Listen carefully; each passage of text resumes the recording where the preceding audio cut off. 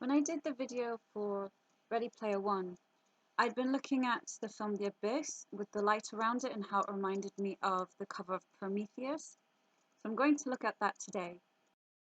The two liberations coincide. On an Assyrian seal, we see the two liberations of the waters and of the sun closely associated as if in one event. The rising of the sun, supported by the star goddess Ishtar, the morning star Venus, coincides with the joining of the waters from above with the waters from below. That's what it looks like on this film poster here. The two boulders on the side, how it looks like an hourglass shape, it looks exactly like this here.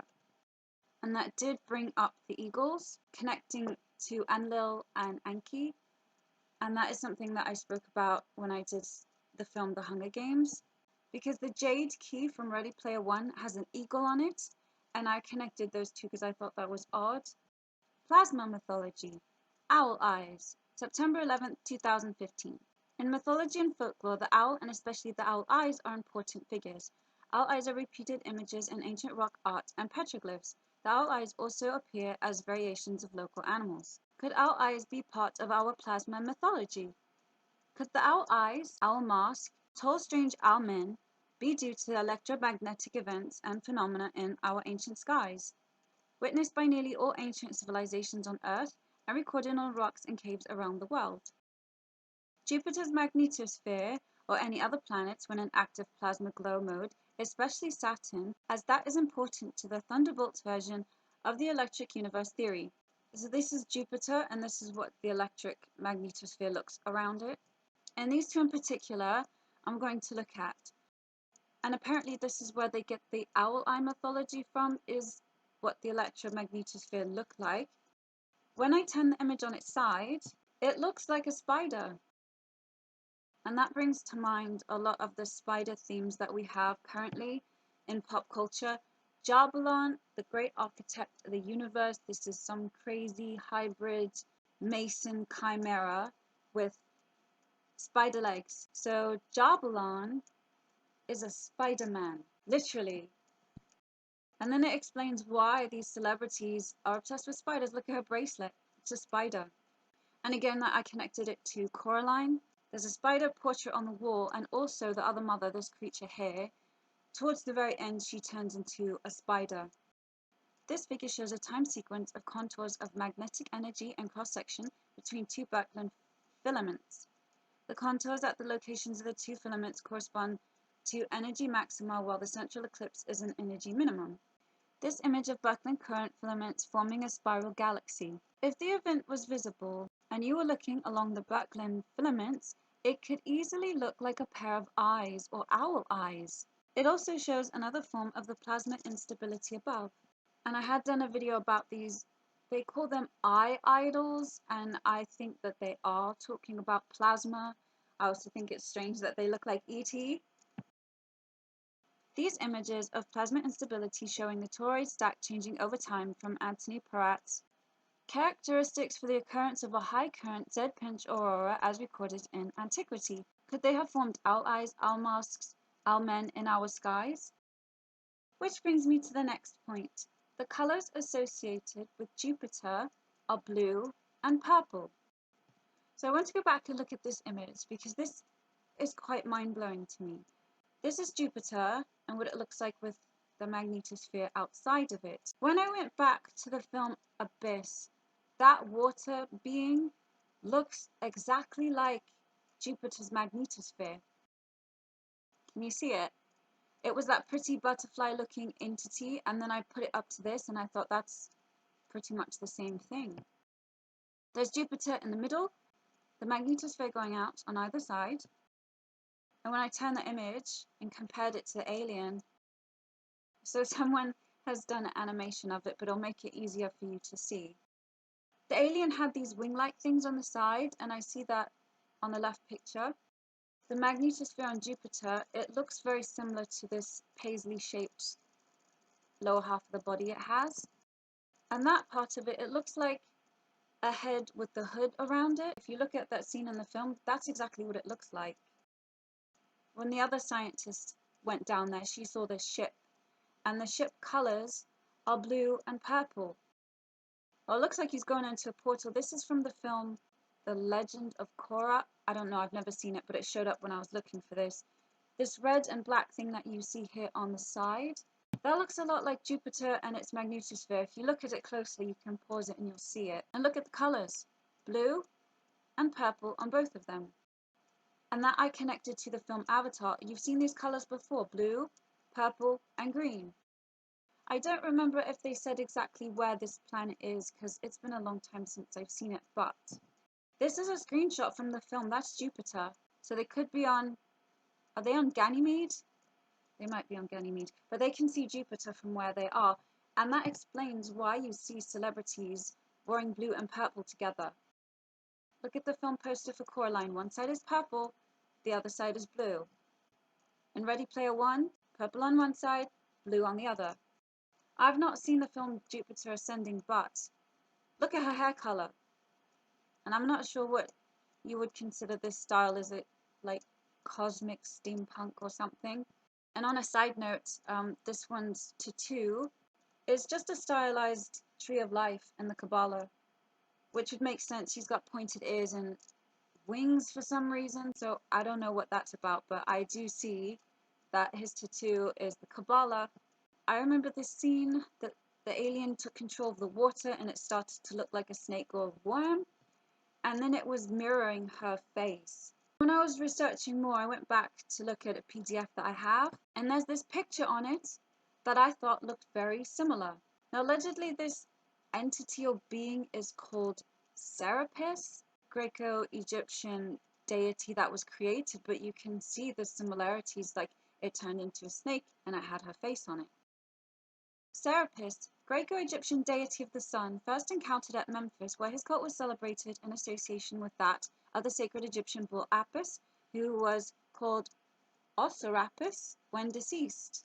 He was thus originally a god of the underworld, but was reintroduced as a new deity with many Hellenic aspects by Ptolemy I, who centered the worship of the deity at Alexandria.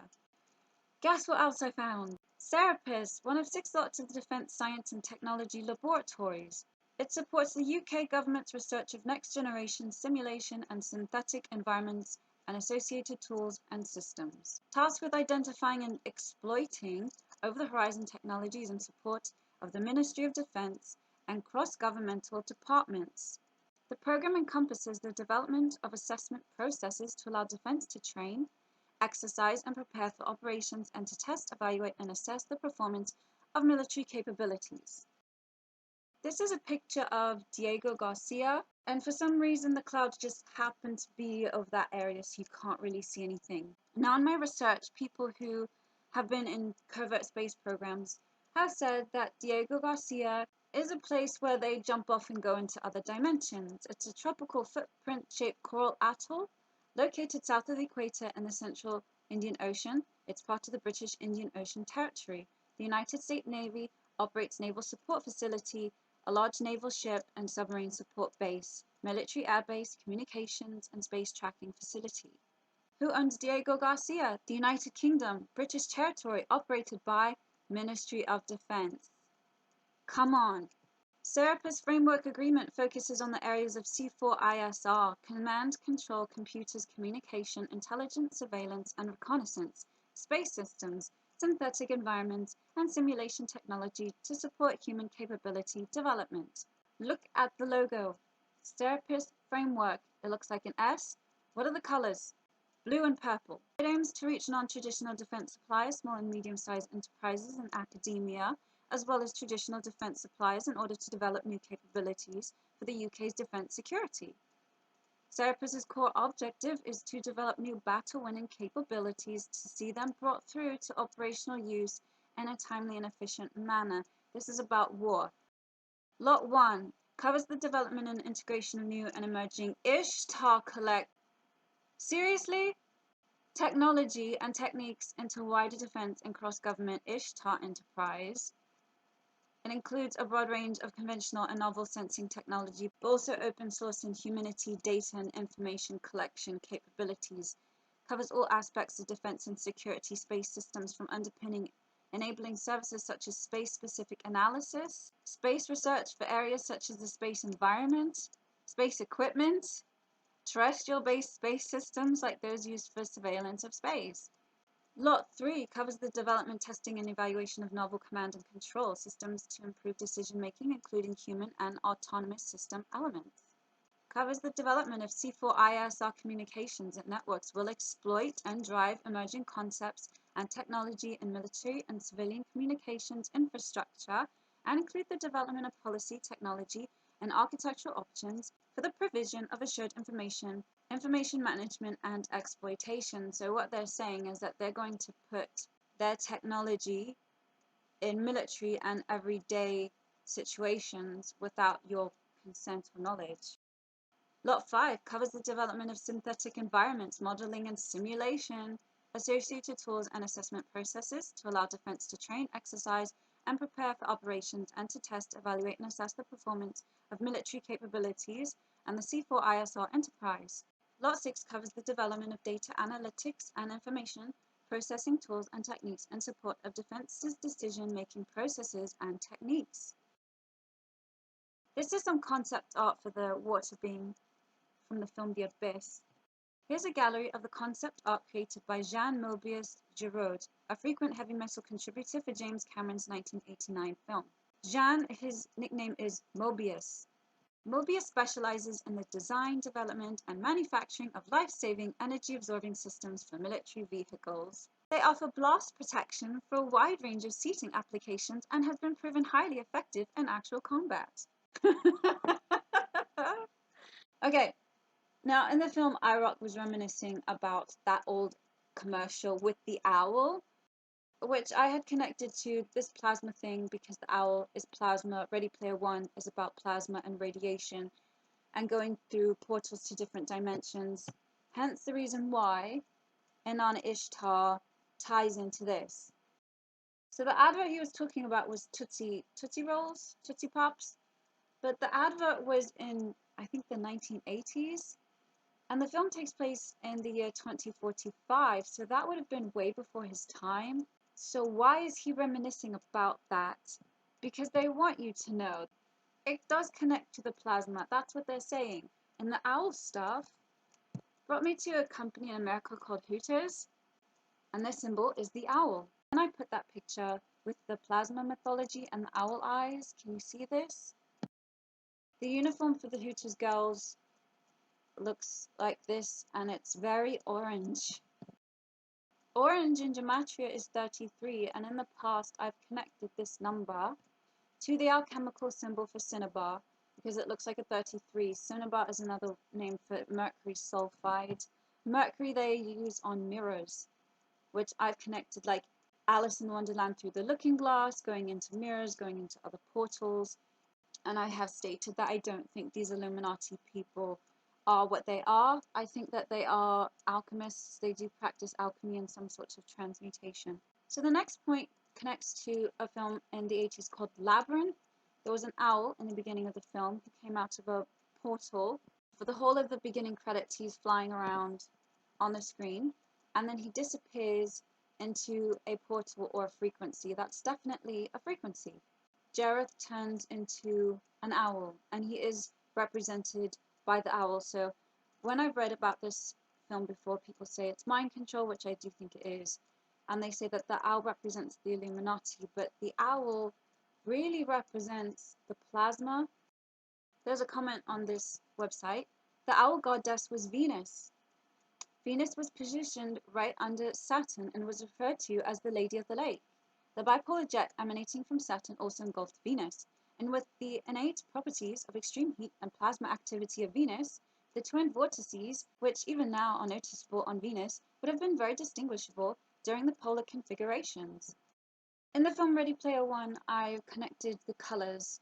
It's purple, magenta, and blue, and also on the census card that I got is purple, magenta, and cerulean blue. About a week and a half ago, I was walking in the park and I found this sticker. Now, I assume that this is for an adult because they haven't publicly announced vaccinations on children. Look at the colors. Cerulean blue, purple, and magenta. When I analyzed A Wrinkle in Time, she came through the door, which is a portal wearing these colors. And those colors in gematria came up to 7, 7, and 11, 11. So it is a frequency that they're using plus the colors. There's a crown in the center of it because it's corona, and there's a love heart that's all around it. The love heart probably connects to Cupid, who is also Tammuz, and Tammuz is associated with Inanna Ishtar, the portal goddess. Cupid is depicted with a bow and arrow, a reminder of Nimrod being a mighty hunter.